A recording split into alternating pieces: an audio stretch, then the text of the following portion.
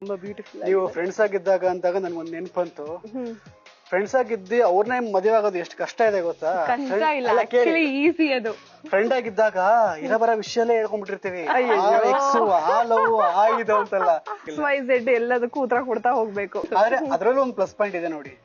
ನಾವು ಫೋಟೋ ನೋಡ್ತಿದ್ದಂಗೆ ಇವಳ ಮೆಸೇಜ್ ಮಾಡಿದ್ಲು ಅಂತ ಇರುತ್ತೆ ಹೊರತು ಯಾರು ಇವಳು ಅಂತೆಲ್ಲ ಬರಲ್ಲ. ಅದನ್ನ ಮುಂಚೆ ಹೇಳ್ಬಿಟ್ಟಿದೀನಿ. ಈಗ ನಿಮ್ಗೆ ಖುಷಿ ಆಗ್ತಾ ಇದೆಯಾ ದುಃಖನ ಈ ವಿಷಯ? ತುಂಬಾ ಖುಷಿ ಇದೆ, ಆದ್ರೆ ಎಲ್ಲೋ ಒಂದ್ ಕಡೆ ದುಃಖ ಇದೆ. ಧ್ರುವ ತಾರೆ ಇದು ಎಷ್ಟು ಜನಕ್ಕೆ ಸಿಗುತ್ತೆ ಅಲ್ವಾ, ಗಂಡ ಹೆಂಡತಿ ಒಟ್ಟಿಗೆ ಆಕ್ಟ್ ಮಾಡೋದು ಹೀರೋ ಹೀರೋಯಿನ್ ಆಗಿ. ಧ್ರುವ ತಾರೆ ಸಿನಿಮಾ ಬಗ್ಗೆ ಹೇಳಿ. ಡಿಸ್ಟ್ರಿಬ್ಯೂಟರ್ ಅಂತ ಹಿಡಿದು ಅಥವಾ ಯಾವ್ದೇ ಬಿಸ್ನೆಸ್ ಆಗೋವರೆಗೂ ಎಲ್ಲಾರು ಸಿನಿಮಾ ನೋಡ್ದಲ್ಲ ಬಂದು ಲವ್ ಸ್ಟೋರಿ ಅಂದ್ರೆ ಲವ್ ಡ್ರಾಮಾ ಅಷ್ಟು ಚೆನ್ನಾಗಿ ಹೋಗುತ್ತಾ ಅಂತ ಬಿಟ್ಟು ಅವರೇ ಬ್ಲೆಸ್ಸಿಂಗ್ ಮಾಡಿ ಒಂದಷ್ಟು ಜನ ಹೇಳಿದ್ದು ಉಂಟು, ಇನ್ನು ಸ್ವಲ್ಪ ಉಳಿಸಿದ್ರೆ ಚೆನ್ನಾಗಿರೋ, ಸ್ವಲ್ಪ ಫೀಲ್ ಮಾಡಕ್ ಬಿಡಿ ಅಂತ.